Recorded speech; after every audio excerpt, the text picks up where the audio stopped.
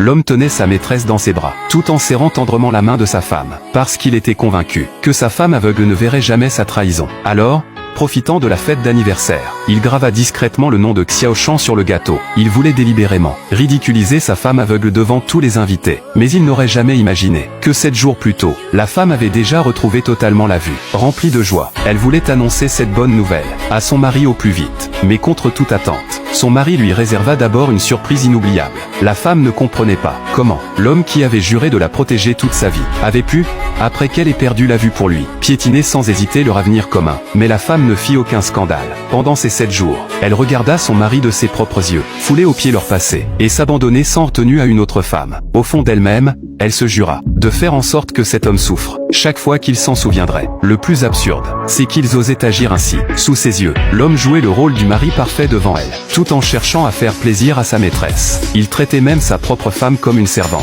À cet instant, la femme serra le couteau dans sa main, ayant envie sur le champ de régler leur compte à ces deux traîtres. Mais elle se ravisa aussitôt. Sacrifier sa vie pour des gens aussi misérables n'en valait pas la peine. Elle ravala donc sa colère et écouta les mensonges grossiers de son mari. « Maman, je suis un peu fatigué. Je vais me reposer dans la chambre d'amis. Couche-toi tôt. » En voyant le sourire arrogant de la manipulatrice, la femme les laissa continuer leurs gestes intimes devant elle. Et même le lendemain matin, cela ne s'arrêta pas. À table, la maîtresse se présenta encore sans invitation. Devant la femme, elle s'assit directement sur les genoux de l'homme. Pendant ce temps, l'homme répétait sans cesse à quel point il aimait sa femme, alors que son corps, lui, restait prisonnier de la tendresse d'une autre femme. La maîtresse regardait la femme aveugle, avec des yeux remplis de moquerie et de fierté. Puis, elle retourna dans la chambre en se déhanchant, attendant que l'homme la rejoigne.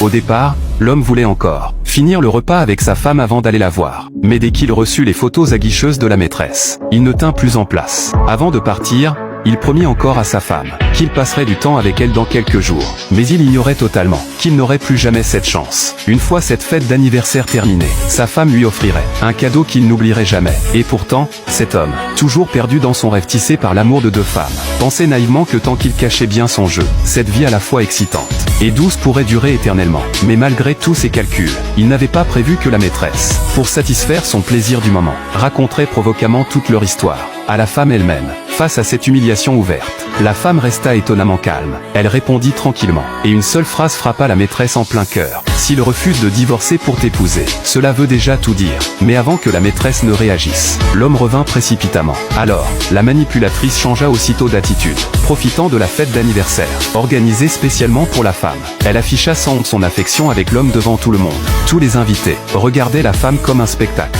Désormais, tout le monde la prenait pour une plaisanterie. Mais au fond d'elle, elle savait mieux que quiconque que pour détruire quelqu'un, il fallait d'abord le laisser sombrer dans la folie. Ainsi, lorsque l'homme trouva encore une excuse pour aller rejoindre sa maîtresse, la femme fit semblant de ne rien savoir, jusqu'au moment où l'on coupa le gâteau. Elle lança un regard lourd de sens à la personne qui s'était moquée d'elle plus tôt. À cet instant, elle espérait plus que jamais voir l'expression du visage de cet homme quand il découvrirait toute la vérité. De retour à la maison, la femme mit le feu à tous les souvenirs de leur amour passé. Même l'alliance, symbolisant leur éternité, finit dans les flammes.